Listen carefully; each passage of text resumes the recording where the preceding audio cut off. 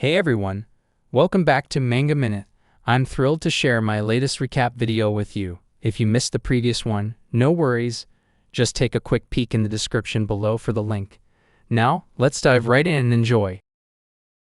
Doyegang studied the girl, Ju Seol-bin, with intense scrutiny, his mind swirling with disbelief. The tension in the air was palpable, and the unsettling presence of the demon cult gnawed at his thoughts. What were they planning?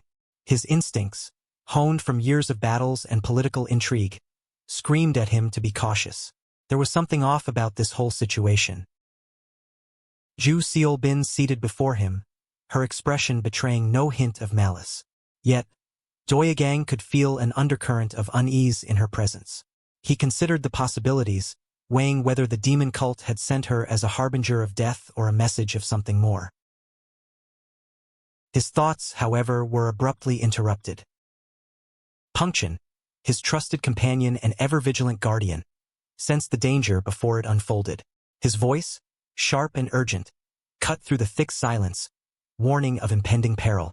Without hesitation, Poong Cheon lunged forward, his movements a blur as he grabbed Ju Seol-bin by the head, his grip firm and unrelenting. For Ju Seol-bin, it was too late.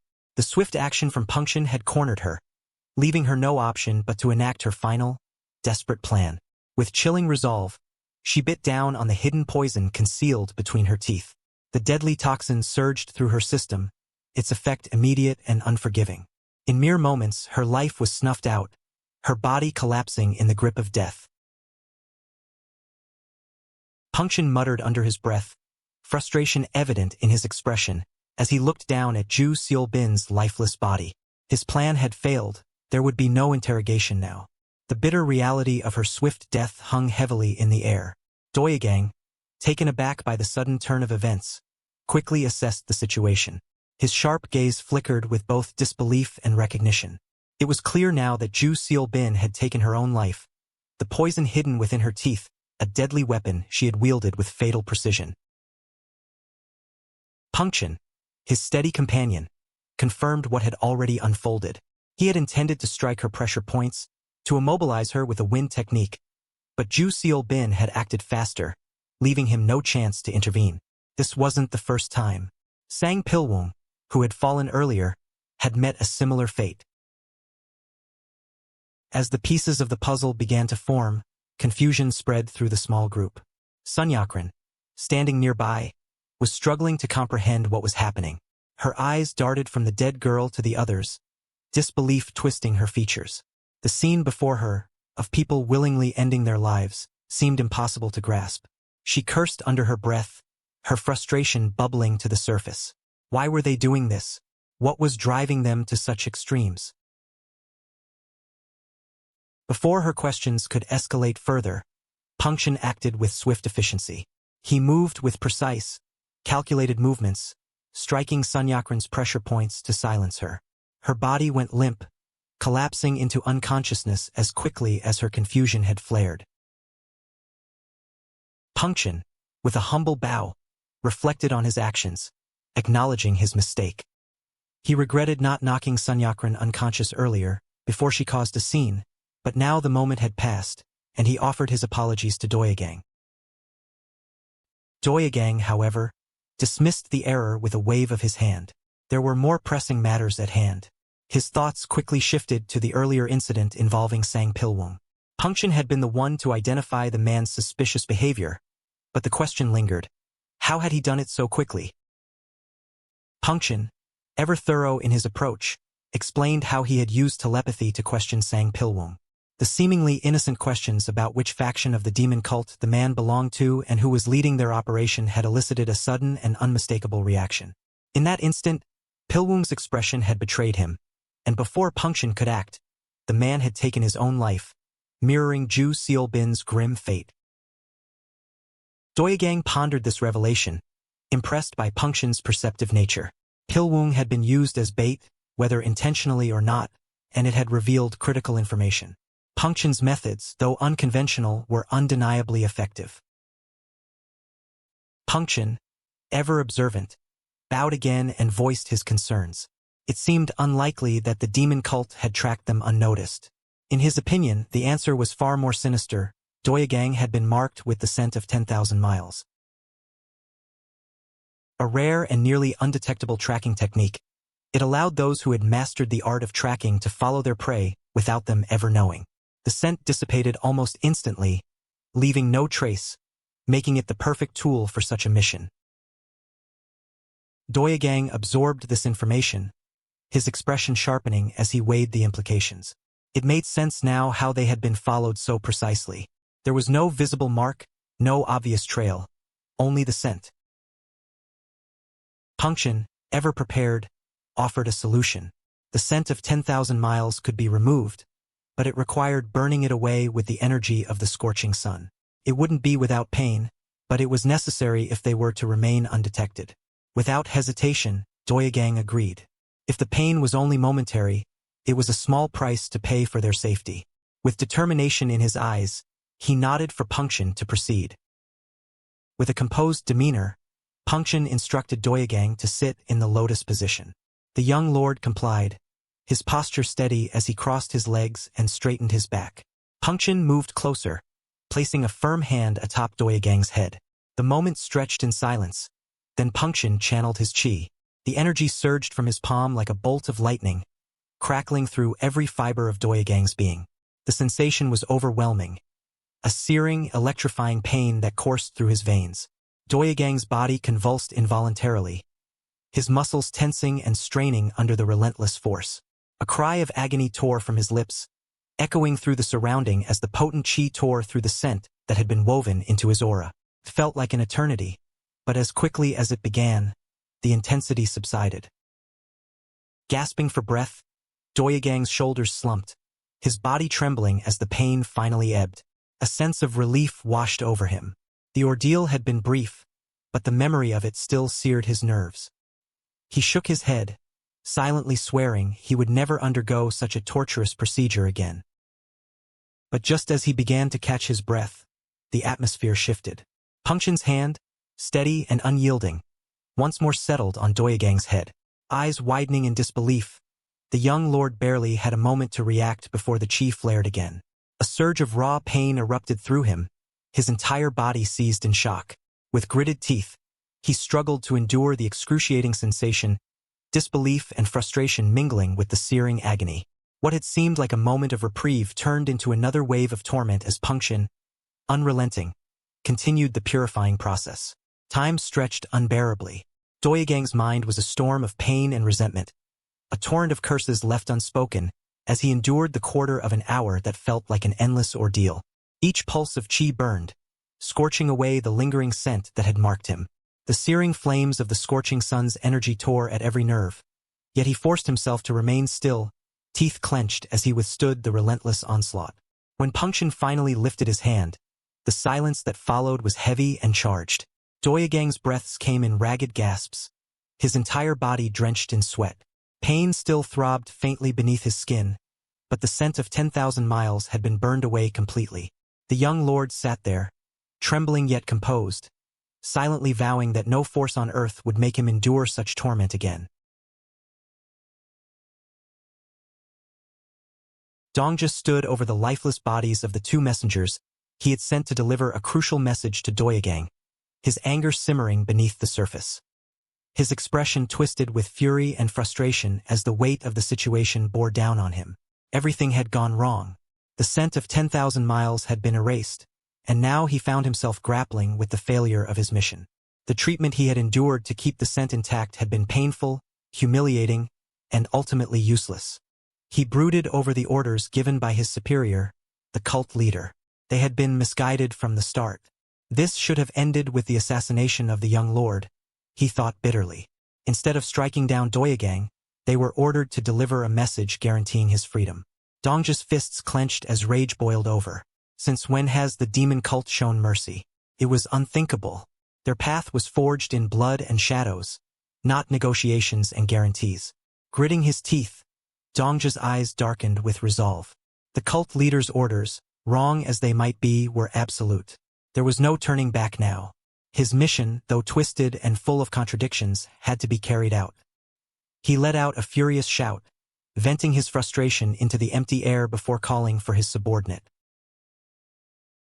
A man materialized from the shadows, bowing low. This was Bloodseal, one of Dongja's most trusted operatives, ever ready to follow his command. Dongja's voice rang with steely determination as he issued his orders. He would mark himself with the scent of 10,000 miles and personally track Doyegang. There was no other way to ensure the mission's success. He instructed Bloodseal to travel to the Siamseo Bunta and report the situation, calling for reinforcements. Once the report was delivered, Bloodseal was to return to the main cult, leaving Dongja to pursue his grim task. Bloodseal hesitated for only a moment, understanding the gravity of the situation. He knew what this meant. Dongja, John Guang Dongja, intended to sacrifice himself if necessary. If the opportunity arose, Dongja would drag Poong Cheon with him to the underworld, ensuring both the young lord and his formidable protector were dealt with. With a grim expression, Dongja made his final vow. Poong Cheon, the relentless force standing between him and the mission's success, would meet his end, and Doyegang, whether by message or blood. As the treatment to burn away the scent of 10,000 miles came to an end, Doyegang slumped, exhausted. His body felt heavy, and the lingering sting of Poong Cheon's scorching chi still burned beneath his skin. He lamented the ordeal, his thoughts clouded by fatigue. I'm completely burned out, thanks to that damn Poong Cheon. The earlier events replayed in his mind, gnawing at him. He hadn't even heard the full message. What was that girl trying to say?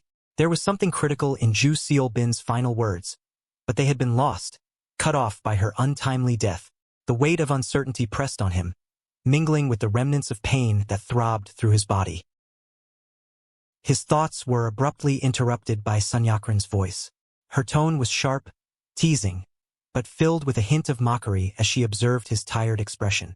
Her lively demeanor contrasted sharply with the seriousness of the situation, her carefree attitude grating against Doyegang's weariness. Her laughter filled the space as she made light of the assassination attempt, poking fun at the idea that Doyegang might still be shaken by it. Her teasing cut deep, not in cruelty but in its lack of regard for the gravity of their circumstances. She continued, playful and unbothered, as though the deadly encounter had been nothing more than a passing inconvenience. Doyegang's irritation flared as her words grew bolder, mocking his state and challenging his composure. Her provocations danced around him, prodding at his already frayed nerves. Despite his rising frustration, Doyegang's retort was sharp but faltering. Sun Yakran's demeanor was always difficult to contend with, her irreverence impossible to fully counter. She responded in kind, her teasing shifting to irritation as she fired back, her words stinging with mock contempt. But beneath it all, there was something deeper in Sun Yakran's tone. A challenge, perhaps, or a defiance. She had no intention of showing fear or weakness, not in front of Doyegang, nor in the face of danger.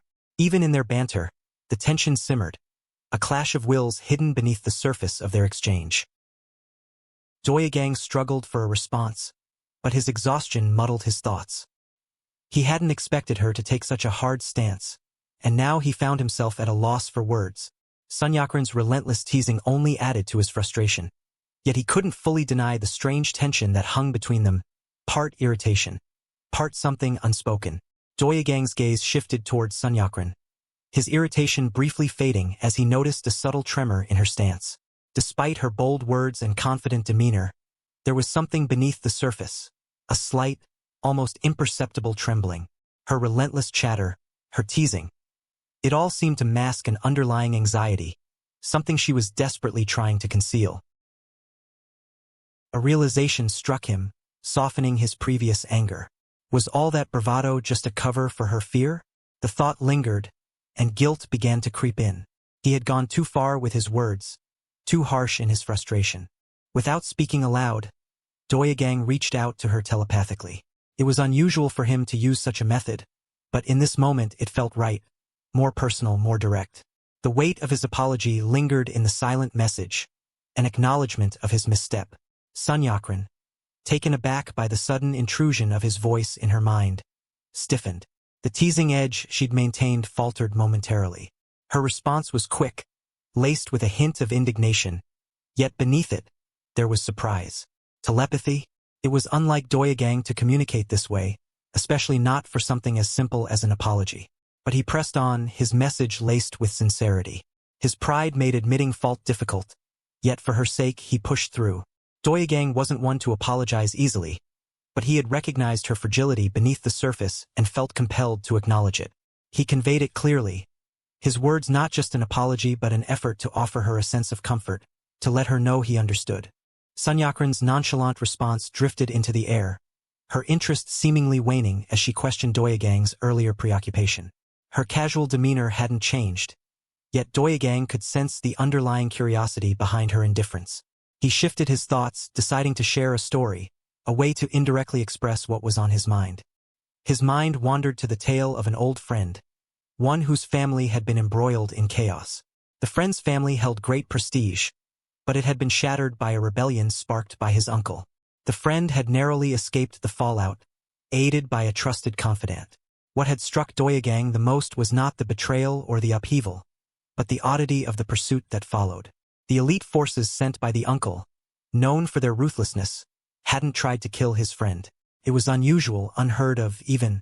Normally, they would have eliminated any potential threat without hesitation, severing any roots that could grow into resistance. Yet, these troops had acted as though they were carrying a message instead of death. Sunyakran listened, her disinterest fading slightly as she connected the dots. Her sharp intuition, despite the playful exterior, cut through the story with ease. She offered her insight, suggesting that perhaps the elite soldiers weren't there to kill but to imply something more nuanced, that as long as the friend remained hidden and played dead, they wouldn't pursue him further. Doyagang, struck by her words, began to piece things together. So that's what it was. The gears in his mind turned rapidly. The situation with his friend mirrored his own in an unsettling way. It was no accident that the elite of the demon cult, renowned for their precision, had missed their mark so intentionally. The words that had been cut off in Ju Seolbin's dying breath suddenly clicked into place. The demon cult has no intention of killing the young lord. Just as the realization settled over him, the carriage came to a sudden halt, jarring Doyagang from his thoughts. The door swung open, and Poong Cheon appeared, his expression calm but commanding as he announced a break. The moment of clarity dissipated into the mundane as the journey paused, though the weight of Doyagang's understanding lingered, unanswered questions still tugging at the edges of his mind. As Doyagang stepped out of the carriage, the cool air greeted him, offering a brief reprieve from the weight of recent events. Now, with the demon cult's intentions unveiled, Doyagang felt the chains of uncertainty fall away. Their reluctance to kill him had been the missing piece he needed, and now, with that knowledge, his path forward seemed clear. There was nothing left binding him to this fate. He knew what he had to do. Resolute in his decision, Doyagang's mind was already set. He would slip away during the break, under the guise of momentary rest, for the freedom he craved, for the life he sought beyond the confines of power and manipulation. He would have to leave alone.